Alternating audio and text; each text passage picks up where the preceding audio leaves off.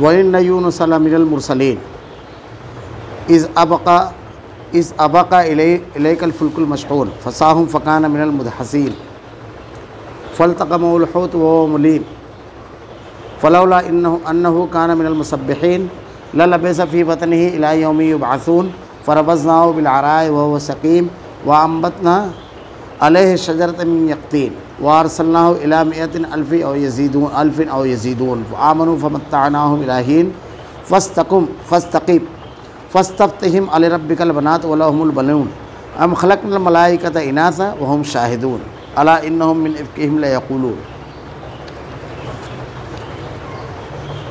اور بلا شبہ یونس بھی نبیوں میں سے تھے۔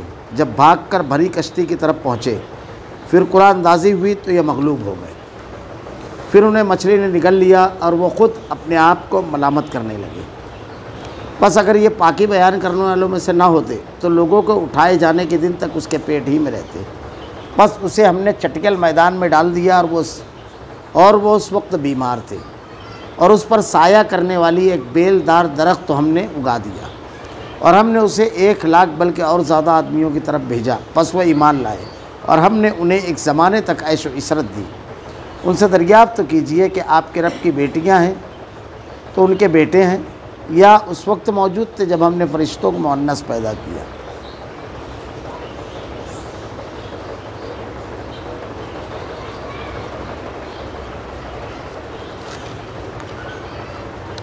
وَإِنَّ يُونُسَ لَمِنَ الْمُرْسَلِينَ، اور بلا شبہ یونس نبیوں میں سے تھے۔ حضرت یونس علیہ السلام انبیاء کرام کا تذکرہ اور واقعات ترتیب کے ساتھ اللہ تعالیٰ بیان فرمایا رہا ہے، اور اس میں بہت ساری حکمت اور نصیحتیں ہیں۔ ایک تو یہ کہ اللہ تعالیٰ کی طرف سے متعین داعی تھے، اور ان کو مشکلات سے، تکالیف سے، قوم کی مخالفت سے گزرنا پڑا۔ ایک داعی جب اس قسم کے واقعات پڑھتا ہے تو اس کے لیے بہت بڑی تسلی کا سامان ہوتا ہے کہ ایک کامل ذات انبیاء کرام جب ان کے ساتھ یہ درپیش آیا تو دعوت کا کام کرنے کی بنیاد پر ہمارے ساتھ بھی یہ تمام مسائل پیش آئیں گے، چونکہ انبیاء کرام ہر حیثیت سے بالکل کامل ہوا کرتے تھے۔ اخلاقی اعتبار سے ان کا یہ مقام ہوتا تھا کہ سماج اور معاشرے میں بطور مثال ان کو پیش کیا جاتا تھا کہ آدمی کو ایسا ہونا چاہیے۔ ان کے لوگوں سے معاملات اس قدر صاف شفاف ہوتے تھے کہ ان کے معاملات میں کبھی کوئی شخص انگلی نہیں اٹھا سکتا تھا۔ ان کا لوگوں سے رویہ ایسا رہتا تھا کہ ہر شخص ان سے محبت کرنے والا ہوتا تھا۔ لیکن ان تمام خوبیوں کے باوجود جب وہ اللہ کا پیغام لوگوں کے سامنے پیش کرتے، عقیدے اور منہج کی بات پیش کرتے، تو ذاتی اعتبار سے سارے تجربات کرنے کے باوجود جس شخص کو وہ سب سے کامل اپنی بستی کا مانتے تھے اسی کے اوپر اعتراض کرنے لگتے تھے اور اسی کی مخالفت کرنے لگتے تھے۔ تو اصل میں معاملہ یہ ہے کہ شیطان بہت بڑی رکاوٹ ہے۔ استکبار، تکبر، رسم و رواج، یہ تمام چیزیں بہت بڑی رکاوٹ ہے۔ بھلا سوچنے کی بات ہے کہ ایک شخص ہو جس کے بارے میں آپ سب ایک زبان ہو کر کے شہادت دیتے ہو، اس کی اچھائی، اس کے اعلیٰ اخلاق اور اس کے بہترین ہونے کے تمام امور میں جب وہ شخص بہتر ہے تو سب سے زیادہ اہم امر ہے عقیدے اور دین کا، اس میں کیسے کیا وہ مکمل اور ناقص ہو سکتا ہے۔ اللہ کے نبی صلی اللہ علیہ وسلم کی سیرت پڑھیے، مشرکین مکہ کی نسلوں نے اتنے اعلیٰ اخلاق کا حامل کسی کو نہیں پایا تھا۔ آپ کو صادق و امین کہتے تھے اللہ کے نبی صلی اللہ علیہ وسلم کو۔ اللہ کے رسول صلی اللہ علیہ وسلم کے بارے میں ان لوگوں کا کہنا تھا کہ اللہ کے نبی صلی اللہ علیہ وسلم اپنی دعوت کو روک لے کی، اس لیے کہ نہ ان کے پاس دلیل تھی، نہ ان کے پاس کوئی بات تھی۔ دوسری بات، شخصیت کا جو بہت بڑا اثر اور فرق تھا کہ ان کے سامنے کوئی ذات ایسی نہیں تھی جن کو وہ اخلاق کو کردار کی بنیاد پر نبی کے مقابل کھڑا کر سکے، اس لیے جھوٹے الزامات لگائے، کردار پر حملے کی کوشش کی، جس میں وہ خود ناکام رہے۔ قرآن کے اندر اللہ بیان فرماتا ہے کہ ایک میٹنگ بیٹھی باقاعدہ، اور اس میٹنگ میں باقاعدہ مشورہ ہوا کہ ہم لوگ الگ الگ الزامات لگائیں گے، کوئی جادوگر بولے گا، کوئی ساحر بولے گا، کوئی مجنون اور پاگل بولے گا، تو لوگ کہیں گے کہ اس میں کون سی بات صحیح ہے۔ تو ایسا ہونا چاہیے کہ ہم سب پہلے ایک بات پر متفق ہو جائیں کہ ہم کو کون سا پروپیگنڈا کرنا ہے۔ ذرا تو سوچئے، قرآن نے نقشہ کھینچا ہے سورہ مدثر میں، انہ فکر وقدر فقتل کیف قدر ثم نظر ثم عبس وبصر ثم ادبر واستکبر فقال ان ھذا الا سحر یؤثر۔ انہیں پورا نقشہ کھینچا ہے کہ کیسے اس نے تیوری چڑھائی، جس کو سردار بنایا گیا اس میٹنگ میں، تدبر کیا، سوچا۔ کیوں کہ اس کے پہلے جب اس کے سامنے مشورہ دیا گیا کہ ایسا کرتے ہیں، ان کو جادوگر قرار دیتے ہیں، تو بولے ہم نے جادوگروں کو دیکھا ہے، ان کی جھاڑ پھونک دیکھی ہے، سب دیکھا ہے، اس کے اندر تو ایسی کوئی بات نہیں ہے۔ تو بولے ایسا کرتے ہیں کہ اس کو سحر زدہ قرار دیے جاتے ہیں جس کے اوپر جادو کیا گیا۔ تو لوگوں نے کہا کہ بڑی عجیب و غریب بات ہے، جس کے اوپر جادو کیا جاتا ہے اس کی الول جرول حرکتیں ہم جانتے ہیں، اس کا معاملہ کیسا ہوتا ہے وہ جانتے ہیں، اور اس کے اندر تو ایسی کوئی چیز ہے ہی نہیں، تو ہماری بات تو خود جھوٹی ثابت ہو جائے گی۔ پھر کسی نے کہا ایسا کرتے ہیں مجنون اور پاگل قرار دیتے ہیں۔ بولے پاگل لوگوں کی بے ربط باتیں، غیر اخلاقی اور معاشرے میں ناقابل قبول حرکتیں، ان کا رہن سہن، یہ سب ہم لوگوں کی نظروں کے سامنے ہے۔ ایسا تو نہیں ہے کہ کسی نے پاگل نہیں دیکھا ہے، وہ بات بھی درست تو نہیں ہے۔ تو کچھ لوگوں نے جھلا کر کے کہا ٹھیک ہے، آپ کو یہ ایسی بے داغ رائے دے دیجئے کہ جس پر فیصلہ ہو جائے۔ تو رائے دینے سے پہلے اس کے جو چہرے کے تاثرات تھے، تدبر کرنا، سوچنا، تیوری چڑھانا، آنکھ بند کرنا، وہ سب اللہ نے نقشہ کھینچا، اور اس کے بعد کہتا ہے ایسا کرو کہ ان کو مجنون اور پاگل کرا۔ جس کو خود اس نے رد کیا، جس کو پوری مجلس نے رد کیا، وہ رائے پر خود اتفاق کر رہے ہیں کیونکہ جھوٹی تھی۔ تو انبیاء اکرام کا تذکرہ اللہ تعالیٰ نے اس لیے کیا، تو اسی میں سے ایک نبی حضرت یونس علیہ السلام۔ ایک چیز جو میں نے اس سے پہلے کے درسوں میں کہی تھی کہ کسی کا تذکرہ نبی کی حیثیت سے اگر آ جائے تو بالکل یقینی طور پر نبی ماننا چاہیے اور اس پر ایمان لانا چاہیے۔ اللہ تعالیٰ نے باقاعدہ ایک سورت نازل فرمائی ہے، سورہ لقمان، لیکن ان کی نبوت کے بارے میں کوئی واضح چیز موجود نہیں ہے، واضح دلیل موجود نہیں ہے، اس لیے آپ یہ واضح طور پر پائیں گے کہ ان کے بارے میں ہم نہیں کہہ سکتے یقینی طور پر، کیونکہ کوئی واضح دلیل نہیں ہے۔ تو یہ واضح طور پر اللہ نے بیان فرمایا حضرت یونس علیہ السلام، یہ از ابق الی الفلک، فلک المشحون، اور جب بھاگ کر بھری کشتی کی طرف پہنچے۔ حضرت یونس علیہ السلام جس بستی میں بھیجے گئے تھے، ان بستی کے لوگوں کو آپ نے دعوت دی، دین کی، سمجھایا، بار بار سمجھایا، لیکن بستی کے لوگوں نے اقرار نہیں کیا، آپ کی بات کو مانا نہیں۔ تو آپ نے کہا دیکھو لوگوں، تمہارے اوپر اللہ کا عذاب آ جائے گا، اور آپ اس ڈر اور خوف سے کہ اللہ کا عذاب آ جائے آپ وہاں سے نکلے۔ اور دوسری یہ چیز تھی کہ آپ کے ذہن میں تھا کہ یہی دعوت دوسری قوم پر پیش کریں، ہو سکتا ہے وہ لوگ قبول کر لیں۔ تو حضرت یونس علیہ السلام اس قدم کو اٹھایا جب آپ نے، تو یہ قدم اٹھانے کے بعد جب آپ بستی سے نکلے تو دریا کے کنارے سمندر کے پاس جب آپ پہنچے، نینوا نامی بستی تھی جو دریا کے کنارے آباد تھی سمندر کے، وہاں جب پہنچے تو ایک کشتی بالکل تیار بھری ہوئی تھی، آپ اس میں سوار ہو گئے۔ حضرت یونس علیہ السلام بستی سے نکل کر کے فساہم فکان من المدحضین، کشتی جب چلنے لگی، کچھ دور چلنے کے بعد یہ ہوا کہ کشتی کو موجوں نے اوپر نیچے کرنا شروع کیا اور طوفان میں گر گئی۔ اس وقت تو لوگوں میں یہ چیز مشہور تھی کہ اگر کوئی غلام فرار ہوتا ہے اپنے آقا کے حکم کے بغیر، تو کشتی کا اگر سفر درپیش ہو تو کچھ نہ کچھ آزمائش اور امتحان اور طوفان آ جاتا ہے۔ اب جب لوگ ایک دوسرے کی طرف دیکھنے لگے تو سب سے زیادہ باوقار شخصیت حضرت یونس علیہ السلام کی تھی، کسی کو کہا نہیں جا سکتا تھا۔ تو اس کا ایک طریقہ یہ نکالا، فساہم فکان من المدحضین، پھر قرآن اندازی ہوئی کہ ایسا کرتے ہیں کہ سب کا نام لکھ لیتے ہیں، اور جس کے نام پر قرآن نکلے گا اس کو دریا میں ڈال دیا جائے تاکہ کشتی کا وزن کم ہو جائے اور کشتی پر سے یہ جو مصیبت ہے یہ ٹل جائے۔ عجیب بات دیکھیے، فساہم فکان من المدحضین، پھر قرآن اندازی ہوئی تو یہ مغلوب ہو گئے۔ اب معاملہ یہ ہوا کہ قرآن اندازی سے پہلے تو سب سے زیادہ باوقار اور سب سے زیادہ قابل احترام شخصیت تھی، اور کوئی کہہ بھی نہیں سکتا تھا کہ ان کو نکالو، لیکن جب قرآن اندازی ہوئی تو آپ کا نام نکل گیا۔ اس لیے آپ کا نام نکلا کہ آپ اللہ کے حکم کے بغیر نکلے تھے، اللہ تعالیٰ کی طرف سے ہجرت کا حکم نہیں ہوا تھا، اور نبی کو جب اللہ کی طرف سے کوئی حکم نہ ہو اس وقت تک کہ اس کو نہیں نکلنا چاہیے۔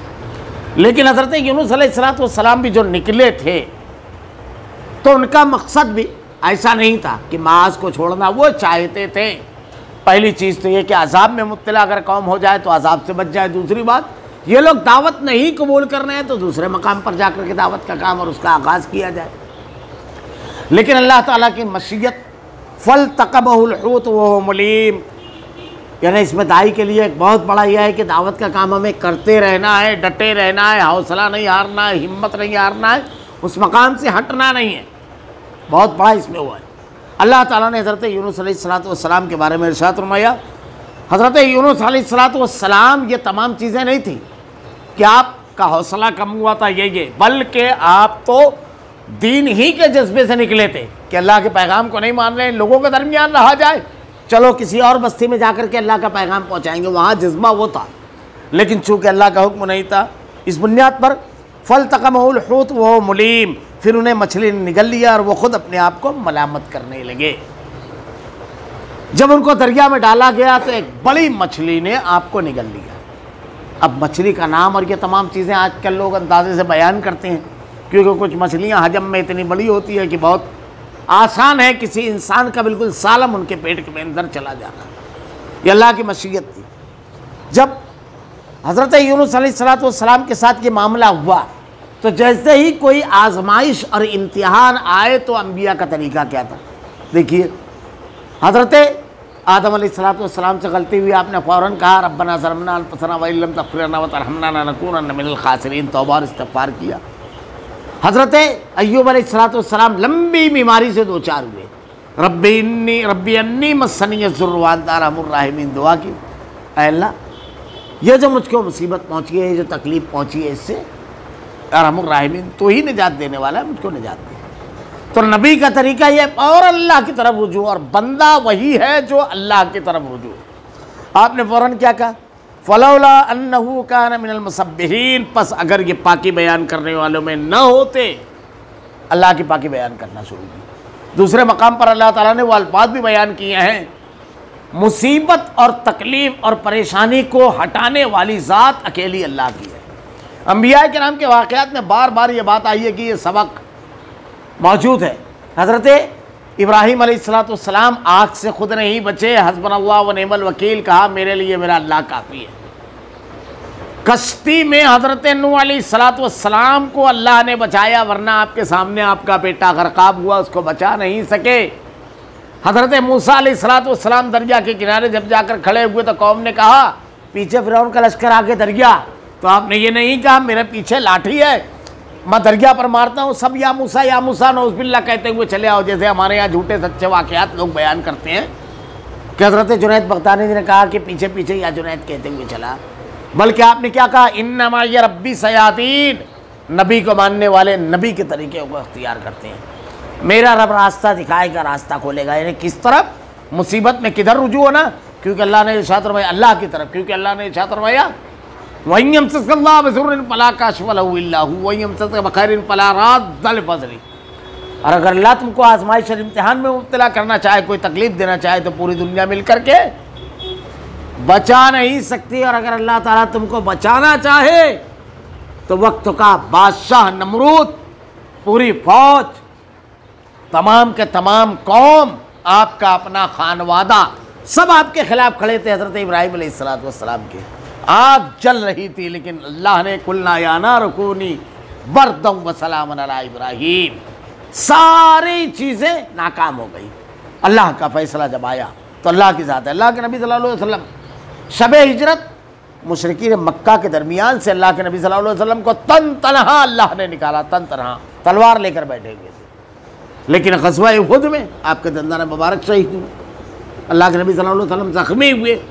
اللہ تعالیٰ کی مشیت جب جو کرنا چاہے، لیکن اگر کسی اذیت اور تکلیف میں ہو، کسی پریشانی میں ہو، تو انبیاء کا طریقہ ہے کہ اللہ سے مانگتے ہیں۔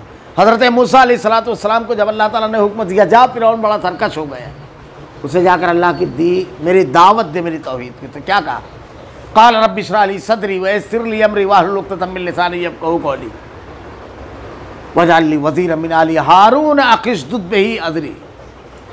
اللہ سے دعا مانگی کہ اللہ اس سے جب گفتگو کرنے کے جاؤں تو میرا سینہ کھول دے، اور میرے بھائی ہارون کو میرا وزیر بنا، اللہ تو نے اس سے بڑی فصیح انداز میں اپنی بات کو کہنے کی اور بات رکھنے کی بڑی زبردست تو صلاحیت دی ہے رب العالمین۔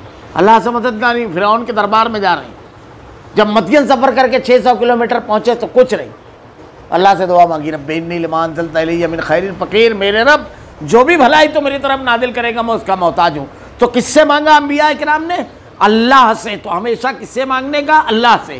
اور انبیاء کرام خود پر سے مصیبت نہیں ہٹا سکے، اس کا مطلب مصیبت کو ہٹانے والے کوئی نہیں ہے۔ اگر آزمائش اللہ کی طرف سے آئی، امتحان آیا تو حضرت موسیٰ حضرت یوسف علیہ السلام کا اکثر میں تذکرہ کرتا ہوں، ذرا غور کیجئے، خاندانوں میں اگر کوئی خاندان ہے تو حضرت یوسف علیہ السلام نسب کے اعتبار سے آپ نبی تھے، آپ کے والد حضرت یعقوب نبی، آپ کے دادا حضرت اسحاق نبی، آپ کے پردادا حضرت ابراہیم علیہ السلام نبی، اور آپ کے دادا کے بھائی حضرت اسماعیل علیہ السلام بھی نبی، آپ کا پورا خانوادہ نبوت کا۔ آپ گھر سے نکالے گئے، کنویں میں ڈالے گئے، خود بچ سکے؟ کسی نے آ کر بچایا؟ وہاں سے قافلے والے لے جا کر کے مصر میں بیچ دیا، غلام بن گئے، آزادی غلامی میں تبدیل ہو گئے کہ بچانے آیا؟ وہاں ایک عورت نے جھوٹا الزام لگایا، اس کے بعد آپ کے اوپر الزام لگنے کے بعد آپ کو جیل میں ڈالا گیا، کوئی بچایا؟ بچانے والی ذات کس کی ہے؟ باپ نبی، دادا نبی، پردادا نبی، خود بھی نبی۔ کس سے مانگ رہے ہیں دعا؟ اللہ سے دعا مانگ رہے ہیں، بچانے والی ذات اللہ کی ہے۔ حضرت یعقوب ان کی یاد میں روتے روتے ان کی بینائی چلی گئی، لیکن حضرت یوسف تک پہنچ سکے، ان کو بچا سکے۔ یہ نبی تھے، زندہ تھے حضرت یعقوب، حضرت یوسف علیہ السلام کے والد محترم۔ اللہ تعالیٰ نے مدد کی۔ اللہ تعالیٰ ارشاد فرماتا ہے کہ زلیخا، امراۃ العزیز، معاف کیجئے گا وہ نام لے لینا چاہیے کیونکہ وہ نام کہیں نہیں آیا ہے، بس غلطی سے میری زبان پر آ گیا۔ امراۃ العزیز نے جب آپ کو گناہ کی دعوت دی اور آپ بچے کیسے؟ اللہ تعالیٰ نے قرآن میں بیان فرمایا ہے کہ اللہ تعالیٰ نے ایک نشانی ظاہر کی تھی، اگر وہ نہیں دیکھتے تو وہ نہیں بچ پاتے۔ اللہ نے بچایا حضرت یوسف علیہ السلام کو۔ اللہ کی ذات ہے، رب العالمین کی ذات ہے۔ یہاں پر حضرت یونس علیہ السلام جب مچھلی کے پیٹ میں گئے تو کیا دعا کرنا شروع کی؟ لا الہ الا انت سبحانک انی کنت من الظالمین، اللہ تیرے سوا کوئی نہیں ہے معبود، کوئی نہیں ہے خالق و مالک تمام چیزوں کا، اللہ میں ہی تھا جس نے غلطی کی، ظلم کیا، ظلم نافرمانی اور اللہ تعالیٰ کے حکم کے خلاف کسی عمل کے ہو جانے کو کہتے ہیں۔ جیسے حضرت آدم علیہ السلام نے دعا کی، ربنا ظلمنا انفسنا، اے اللہ میں نے اپنے آپ پر ظلم کیا، کیوں؟ تو نے حکم دیا تھا اس درختوں کا پھل نہ کھانا، مجھ سے غلطی ہو گئی، شیطان نے وسوسہ ڈالا اور میں نے غلطی سے وہ کھا لیا۔ اللہ تعالیٰ نے کہا ان الشرک لظلم عظیم، سب سے بڑا ظلم یعنی اللہ کی نافرمانی اور گناہ کیا ہے؟ شرک۔ اللہ تعالیٰ نے ارشاد فرمایا۔ یہاں پر بھی حضرت یونس علیہ السلام نے وہ جملہ کہا۔ اب یہاں پر ذرا سا غور کیجئے کہ اللہ کی ذات کیسی بچانے والی ہے، دیکھیے پورے حالات کو دیکھیے۔ حضرت یونس علیہ السلام مچھلی کے پیٹ میں، مچھلی سمندر کی تہ میں، دیکھیے آدمی جب آواز لگاتا ہے تو اس وقت لگاتا ہے بچاؤ کے لیے آواز جب اس کو امید ہوتی ہے کہ کہیں آواز سن رہے ہوں گے کچھ لوگ جو مدد کے لیے آ جائیں گے، اور ایک ایسا شخص جس کو یہ معلوم ہے کامل طور پر کہ کہیں آواز نہیں جا سکتی، کہیں نہیں، کوئی دیکھنے والا نہیں ہے، مچھلی کے پیڑ میں، سمندر کی تہ میں، لیکن وہاں سے کس کو پکارا؟ امید کا دامن کبھی نہیں چھوڑنا ہے، اللہ رب العالمین سے لو لگا کر رکھنا ہے۔ اگر مچھلی کا پیٹ ہوگا، سمندر کا تہ ہوگی، اس کو اگر دل کی اتنا گہرائیوں سے بندہ پکارے گا، اللہ قرآن میں کہہ رہا ہے کہ اللہ کی مدد آئے گی رب العالمین کی۔ اس لیے کیسے بھی حالات ہو جائیں لیکن کس کو پکارنا ہے؟ اللہ رب العالمین کو۔ خود سے نہیں بچ سکتے اور نبی نہیں بچ سکے تو ہم کیا؟ اور کوئی اور میں نے واقعات بیان کیے نہیں بچا سکتا، وہی اکیلی اللہ کی ذات ہے۔ یہ توحید کے اسباق ہے۔ کیا ہوا جب فلولا انہ کان من المسبحین، ایسے ہی انبیاء نے مانگا۔ حضرت مریم اور حضرت عیسیٰ علیہ السلام کا واقعہ قرآن میں اللہ نے بیان کیا۔ حضرت مریم کی جب ولادت ہوئی تو اس سے پہلے ان کی والدہ نے نظر مانی تھی، والد والدہ نے، کہ اگر ہم کو بیٹا ہوگا تو اس کو وقف کر دیں گے مسجد کے لیے، مسجد اقصیٰ کے لیے، انہیں عبادت ریاضت اور اس کی خدمت، لیکن اللہ نے لڑکی دی، نظر مانی تھی انہوں نے۔ بہرحال ایک محراب بنائی گئی اور حضرت زکریا جو ان کے خالو تھے ان کی نگرانی میں اس محراب میں وہ رات دن عبادت کیا کرتی تھی حضرت مریم، حضرت عیسیٰ علیہ السلام کی والدہ محترمہ۔ ایک مرتبہ حضرت زکریا حضرت مریم کی محراب میں داخل ہوئے، جب وہاں داخل ہوئے کلما دخل علیہ زکریا المحراب، جب آپ داخل ہوئے زکریا حضرت مریم کی محراب میں، وجد عندہا رزقا، دیکھا کہ ان کے محراب میں کچھ ایسے پھل رکھے ہوئے ہیں جس کا کوئی سیزن نہیں تھا۔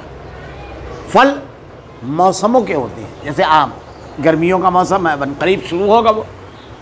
اب تو جینیٹک انجینئرنگ نے بڑی تباہی مچائی ہے، اب ہر چیز کسی بھی ٹائم مل جاتی ہے۔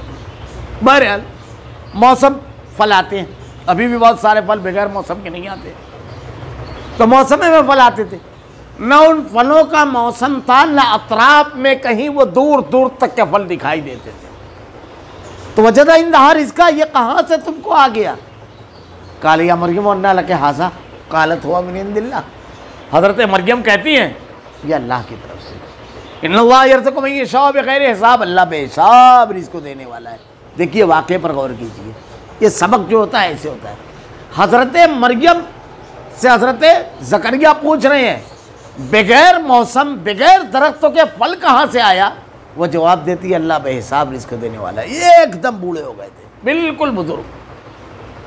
فوراً بات قرآن کے الفاظ دیکھیے کیا کہتے ہیں وہ، جیسے یہ منظر دیکھا دل میں ایک اولاد کی خواہش تھی، دل میں ایک آواز اٹھی، ہاتھ اٹھایا، ہنالک دعا زکریا ربہ قال رب ہب لی من لدنک ذریۃ طیبہ انک سمیع الدعاء، اللہ سے بیٹا مانگا، اولاد مانگی، ہنالک دعا زکریا ربہ، حضرت زکریا نے دعا مانگی اللہ مجھ کو اولاد دے۔ جو رب بغیر موسم اور بغیر درختوں کے پھل دے سکتا ہے وہ بڑھاپے میں اولاد بھی دے سکتا ہے، یہ کامل یقین ہونا چاہیے۔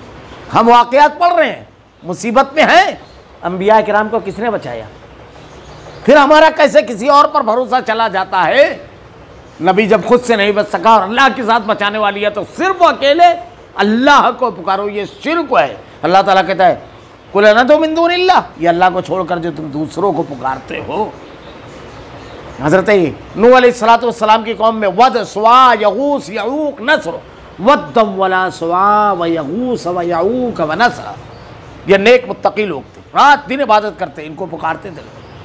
اللہ نے قرآن میں کہا ہے سورہ جن 29واں پارہ، وَأَنَّ الْمَسَاجِدَ لِلَّهِ فَلَا تَدْعُوا مَعَ اللَّهِ أَحَدًا، اللہ کی مسجدوں میں اللہ کو اکیلا کر کے پکارو، اکیلے اللہ کو۔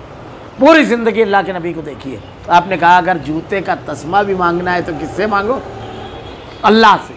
ایک صحابی اللہ کے نبی کی بہت خدمت کرتے تھے، ایک مرتبہ اللہ کے رسول صلی اللہ علیہ وسلم نے کہا مانگو کیا مانگتے؟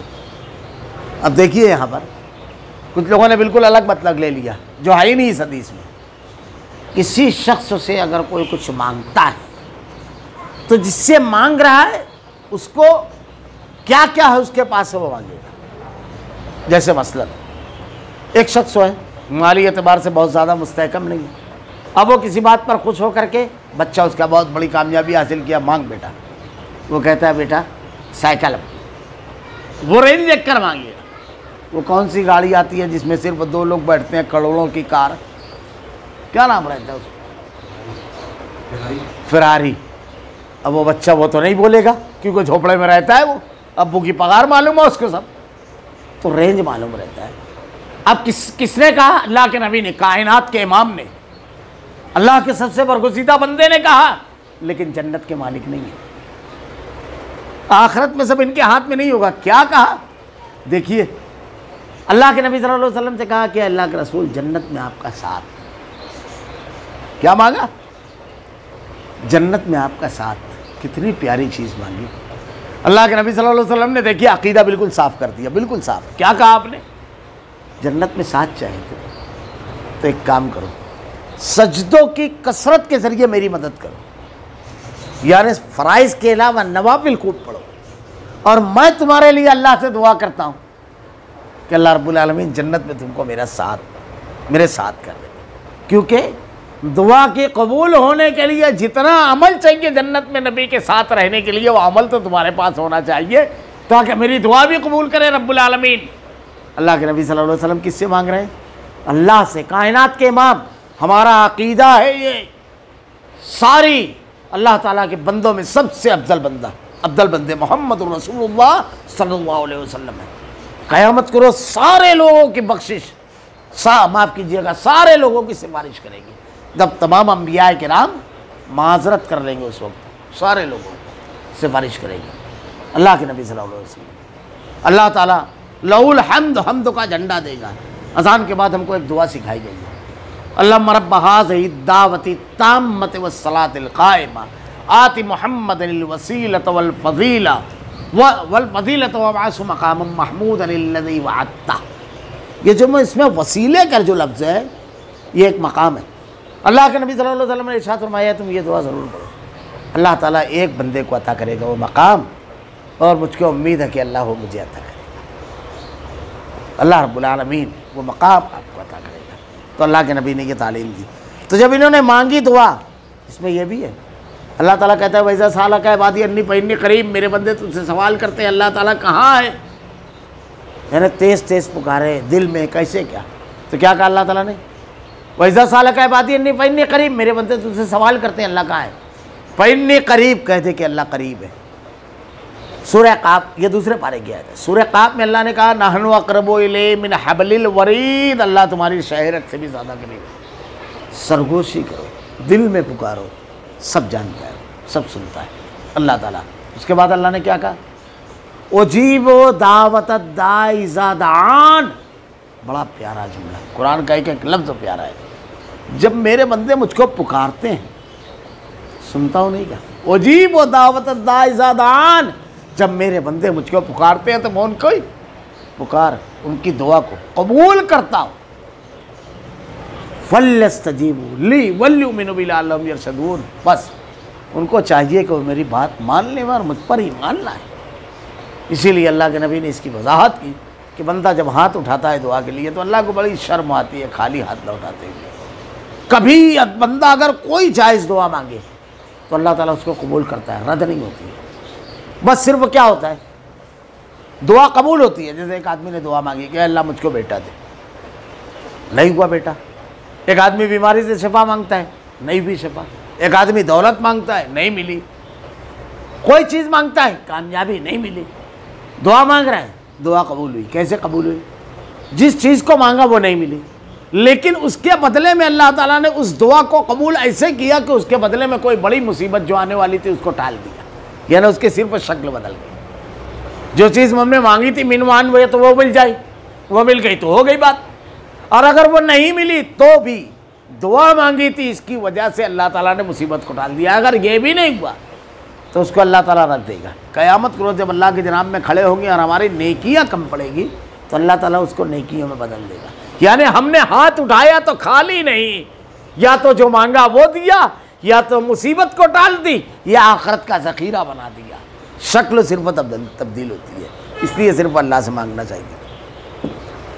بس اگر پاکی بیان کرنے والوں میں نہ ہوتے للب صفی بطنہ الی یوم یبعثون، دیکھیے تو لوگوں کے اٹھائے جانے کے دن تک اسی پیٹ ہی میں رہتے، اس سے نکل نہیں پاتے۔ قیامت کے دن تک کے مچھلی کے پیٹ ہی میں رہتے۔ اگر اللہ سے دعا نہیں مانگتے تو کس نے نجات دی مچھلی سے؟ اللہ نے۔ کس سے مانگا؟ اللہ سے۔ کس نے مانگا؟ نبی نے۔ کہاں بیان کیا؟ اللہ نے قرآن میں بیان کیا، بالکل مصدقہ بات، اپنے نبی پر وحی نازل کی۔ فَنَبَذْنَاهُ بِالْعَرَاءِ وَهُوَ سَقِيمٌ، بس اسے ہم نے چٹکل میدان میں ڈال دیا، وہ اس وقت بیمار تھے۔ اللہ تعالیٰ نے مچھلی کو حکم دیا کہ اسے دریا کے کنارے نکال دے ہوئے پیٹ میں سے۔ جب مچھلی نے حضرت یونس علیہ السلام کو دریا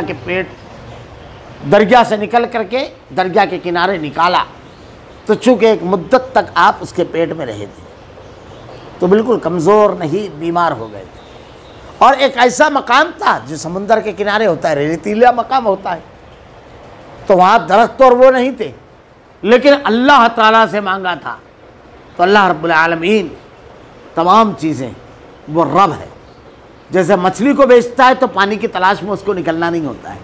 ربوبیت کی تعریف یہی ہے، چیزوں کو درجہ بدرجہ پایۂ تکمیل تک پہنچانا، یہ ہے تعریف.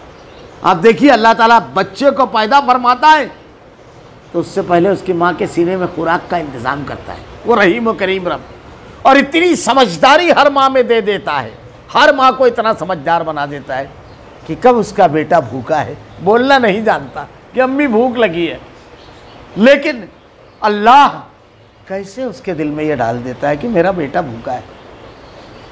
کتنی بھی نفاست پسند ہو لیکن بچے نے پاخانہ کیا تو اپنے ہاتھ تو اس کو صاف کرتے، کبھی چہرہ نہیں بگاڑے گی، رات میں بھرپور نیند ہو، کبھی ڈسٹربن پسند نہ کرے، لیکن بچے کی ہلکی سی چوں بے خبر سونے والی خاتون کو اٹھا دیتی ہے. اور بھرپور نیند اور سرد موسم ہو اور چوپڑے میں رہنے والی ہو جہاں سر ہوائیں گھستی ہو، کپڑا ہٹانا بدن پہ سے بھاری ہو، ایسی صورت میں اٹھ کر کے اس کو پہلے سوکھا کرے گی. یہ کون ہے جو بلی کے دل میں یہ ڈال دیتا ہے کہ وہ اپنے بچوں کو منہ میں دبا کر کے بلے سے بچانے کے لیے بار بار جگہ تبدیل کرتی رہے؟ کون ہے؟ وہی خالق ارض و سما، وہی مالک کون و مکان، وہی انتظام کرتا ہے ہر چیز کا، وہی ہے، کوئی نہیں ہے اس کے سوا. اللہ نے کیا کہا جب حضرت یونس علیہ السلام اس حالت میں نکالے گئے تو کیا کہا؟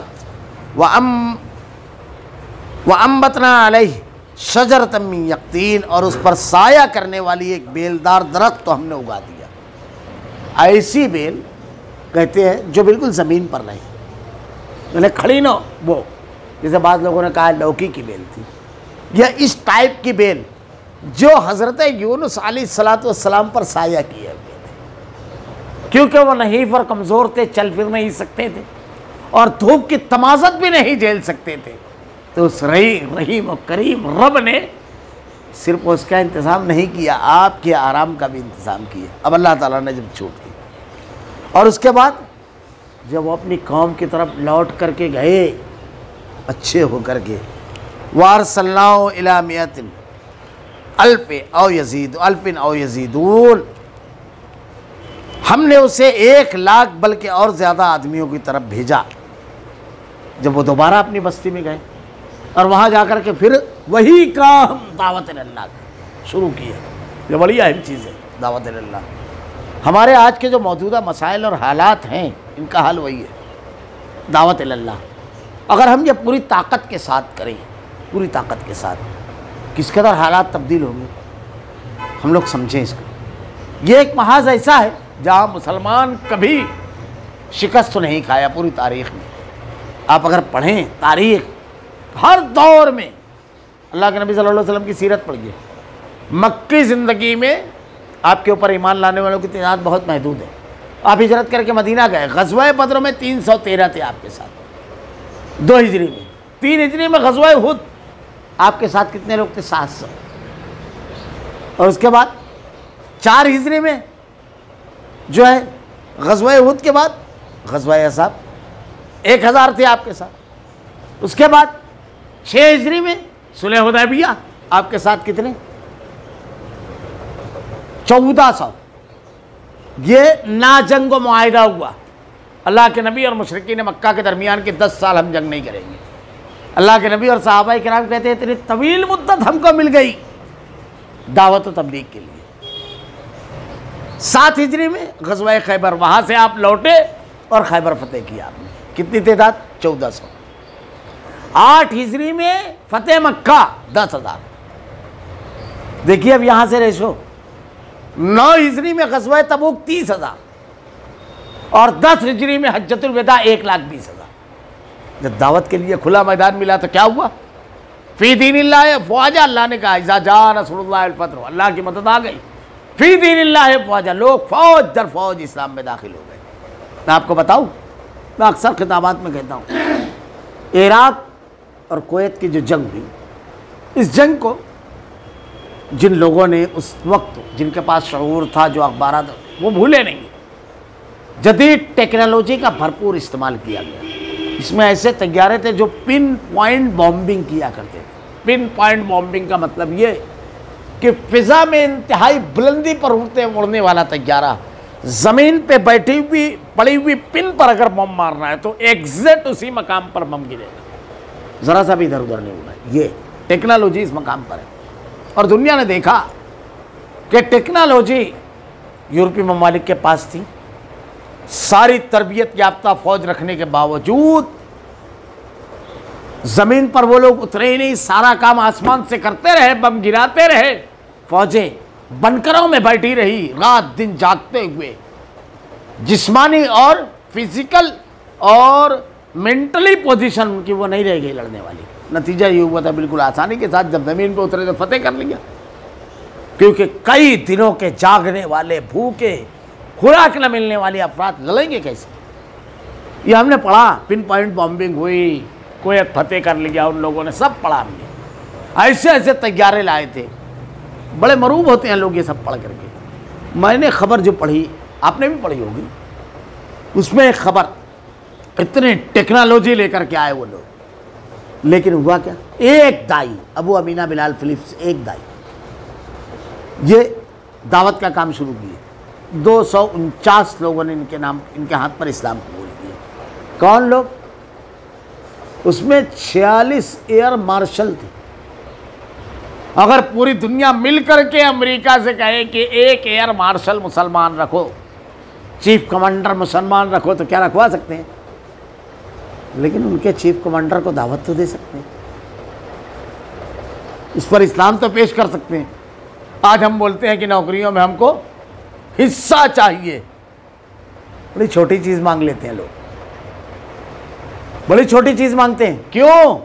ارے جو بڑھے ہوئے ہیں پوسٹوں پر، ان کو ان کی زندگی گزارنے کا جو ضابطہ ان کے اور میرے سب کے مالک اللہ نے دیا ہے، توحید، قرآن، یہ ان کو دیجیے۔ یہ خود قبول کر لیں گے تو آپ کو اس کی ضرورت نہیں ہے، آپ کے افراد خود ہر جگہ بیٹھ جائیں گے۔ یہ معمولی چیز نہیں ہے۔ کہتے ہیں کہ تلوار، اسلام تلوار کی زور سے پھیلا ہے، لیکن میں اکثر کہتا ہوں اسلام تلوار سے بھی نہیں رکا، اسلام نہیں روکا جا سکتا۔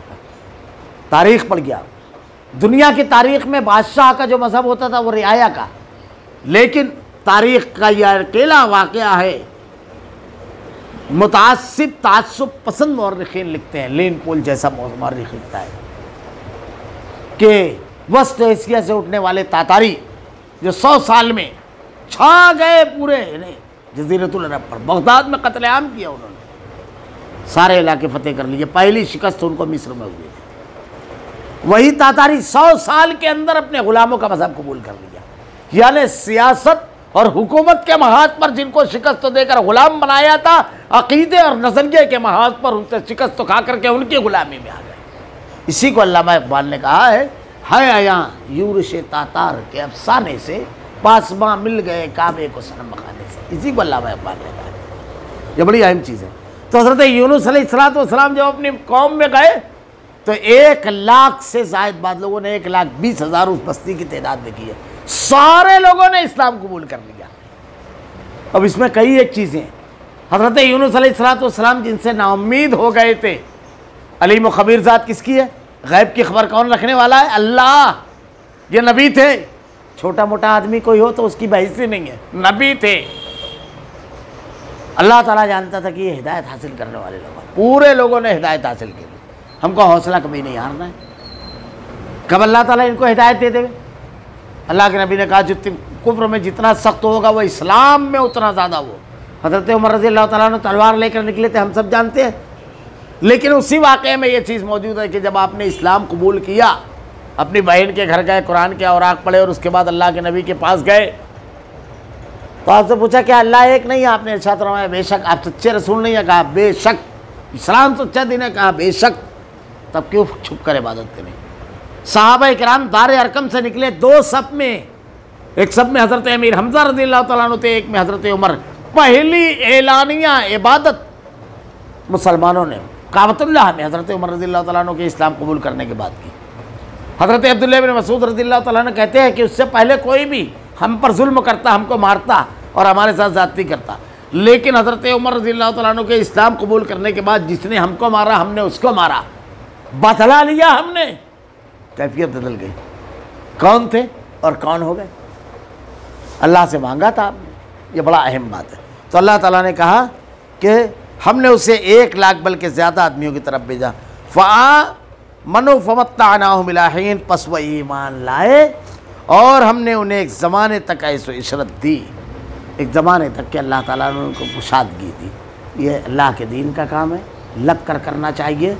آزمائش اور امتحان آتے ہیں، انبیاء پر بھی آئے، لیکن اگر ہم لگے رہے تو بالیقین جیسے انبیاء کرام آزمائش اور امتحان میں دوچار ہونے کے بعد کامیابی اللہ نے انہیں دی ہے، تو کامیابی اللہ کے دین کا کام کرنے والوں کے لیے ہے۔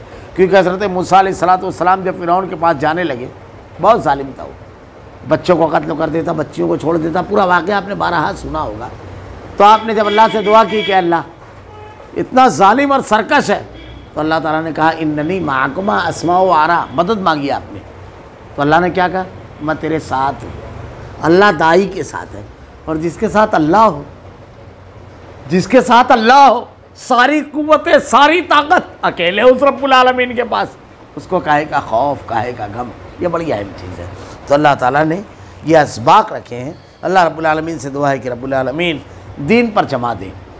مشکلات میں، ہر قسم کے حالات میں صرف تجھ کو پکارنے والا، صرف تجھ سے مدد کرنے والا بنا رب العالمین۔ الہ العالمین دین پر جمع، لوگوں تک دین پہنچانے کی توفیق دے رب العالمین۔ ہر قسم کے حالات میں صرف تجھ سے مدد مانگنے، صرف تیرے سامنے اپنے ہاتھوں کو اٹھانے کی توفیق دے۔ شرک سے ہماری مدد فرما رب العالمین۔ رب العالمین ہمارے مقابل جو قومیں رب العالمین انہیں ہدایت دے، اور اللہ ہمیں ذریعہ بنا دے رب العالمین۔ تیرے دین کی حمیت اور تیرے دین کی بڑائی ہمارے دلوں میں اتار دے، تاکہ ہم اپنی مقابل لوگوں تک انتہائی اخلاص کے ساتھ، پوری توانائی کے ساتھ اس کو پیش کریں۔ الہ العالمین اپنے دین کی خدمت ہم سے لے لے، رب العالمین ہمیں اخلاص دے، دائی کی موت دے رب العالمین۔ الہ العالمین ہمارا خاتمہ ایمان پر فرما۔ ربنا لا تزغ قلوبنا بعد إذ هديتنا وهب لنا من لدنك رحمة إنك أنت الوهاب۔ سبحانك اللهم وبحمدك أشهد أن لا إله إلا أنت أستغفرك وأتوب إليك۔